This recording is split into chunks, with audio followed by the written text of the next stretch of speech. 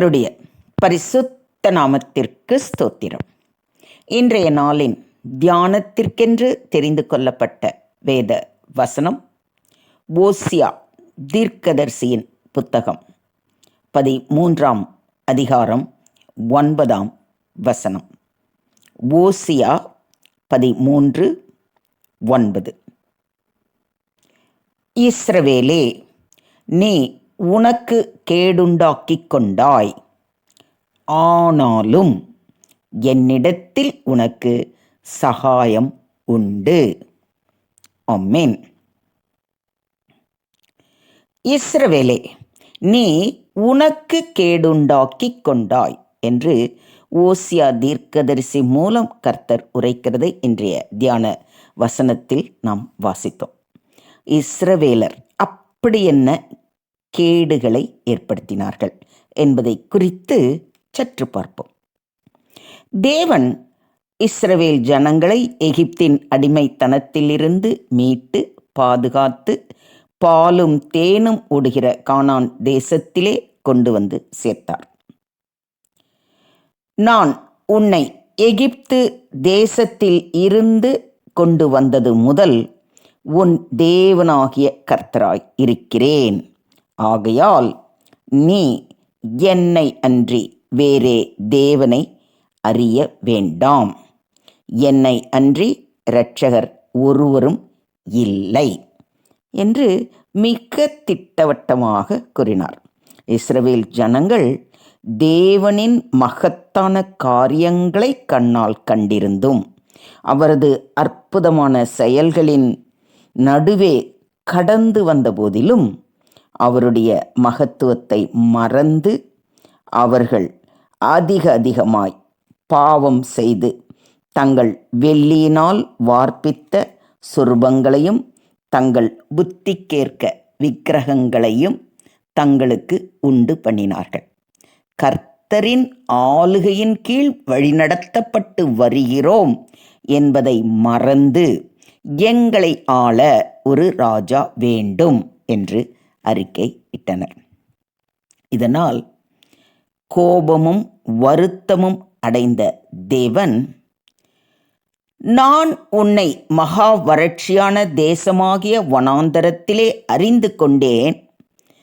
தங்களுக்கு இருந்த மேய்ச்சலினால் திருப்தியானார்கள்.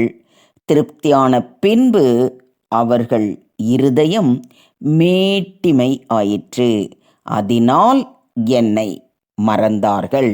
ஆகையால் நான் அவர்களுக்கு சிங்கத்தைப் போல் இருப்பேன் என்று கூறுவதை இந்த அதிகாரத்தில் நாம் வாசிக்கிறோம். இஸ்ரவேல் ஜனங்கள் மீது கோபமும் வைராக்கியமும் கொண்ட தேவன், ஆனாலும் என்னிடத்தில் உனக்கு சகாயம் உண்டு என்று கூறுகிறார். எத்தனை அன்பான தேவன் பாருங்கள். நாமும் பல நேரங்களில் அவருடைய மகத்துவத்தையும் நம் வாழ்வில் அவர் செய்த அற்புதங்களையும் மறந்து அவரை விட்டு விலகி போகிறோம். ஆனாலும் இரக்கமும் கிருபையும் நிறைந்த தேவன், என்னிடத்தில் உனக்கு சகாயம் உண்டு என்கிறார். எப்போது? நாம் செய்த தவறை உணர்ந்து வருந்தி அவர் பாதம் சரணடையும் போது நம்மை தண்டிக்காமல் மன்னிக்கிறவராய் இருக்கிறார். அதைத்தான் இன்றைய தியான வசனம் மூலம் நமக்கு தெரியப்படுத்துகிறார். நம்முடைய சகாயம் வானத்தையும் பூமியையும் உண்டாக்கின கர்த்தருடைய நாமத்தில் உள்ளது என்றும், வானத்தையும் பூமியையும் படைத்த கர்த்தரிடத்திலிருந்து எனக்கு ஒத்தாசை வரும் என்றும் சங்கீதக்காரனின் விசுவாசத்தையும் உறுதியையும் நாம் கொண்டவர்களாக வாழ வேண்டும். அவர் திக்கற்றவர்களுக்கு சகாயர். ஏழையானவன் தன்னை உமக்கு ஒப்புவிக்கிறான். திக்கற்ற பிள்ளைகளுக்கு சகாயர் நீரே என்று சங்கீதக்காரன் கூறுவதை கவனியுங்கள். திக்கற்ற பிள்ளைகளுக்கு தகப்பனாய் இருக்கிறார். திக்கற்ற பிள்ளைகளை ஆதரிக்கிறார். திக்கற்றவர்களின் ஜெபத்தை கேட்கிறார். அதோடு நான் உங்களை திக்கற்றவர்களாக விடேன் என்று உறுதி அளிக்கிறார். எத்தனை அன்பான தேவன் பாருங்க.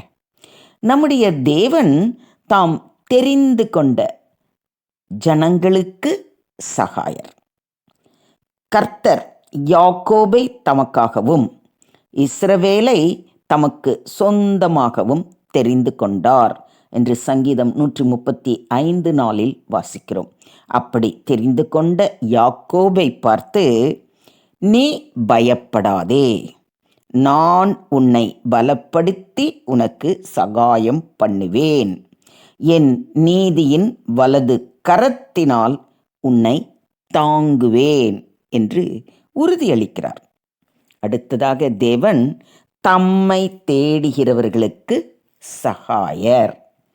சங்கீதக்காரனாகிய தாவீது, என் முகத்தை தேடுங்கள் என்று சொன்னீரே, உம்முடைய முகத்தையே தேடுவேன் என்று சொல்லி, நீரே எனக்கு சகாயர், என் இரட்சிப்பின் தேவனே, என்னை நெகிழ விடாமலும் என்னை கைவிடாமலும் இரும் என்று கர்த்தரிடம் விண்ணப்பிக்கிறார். நாமும் தேவனுக்கு சித்தமில்லாத காரியங்களை செய்து நமக்கு கேடுண்டாக்கி கொண்டிருப்போமே ஆனால், இன்றே நம்மை நாமே முற்றிலுமாக ஆராய்ந்து, நாம் அறிந்தும் அறியாமலும் தெரிந்தும் தெரியாமலும் செய்த அனைத்து பாவங்களுக்காகவும் அவரிடம் மன்னிப்பு கேட்போம். திக்கற்ற பிள்ளைகளுக்கு அவர் சகாயராய் இருப்பது போல நமக்கும் அவரே சகாயராய் இருந்து நம்மை வழி நடத்துவார். இஸ்ரவேலை தம் சொந்த ஜனமாக தெரிந்து கொண்டது போல நம்மையும் சொந்த பிள்ளைகளாக தெரிந்து கொண்டு நமக்கு சகாயராய் இருப்பார். அவரை தேடுகிறவர்களுக்கு அவர் சகாயராய் இருப்பதினால் நாமும் அவரையே தேடி நாடி அவர் பாதம் பணிவோம். அவரே நமக்கு சகாயராய் இருந்து நம்மை பலப்படுத்தி தம்முடைய நீதியின் வலது கரத்தினால் நம்மை தாங்கி வழி நடத்துவாராக. தேவனுக்கே மகிமை உண்டாவதாக. ஆமென், ஆமென், ஆமென்.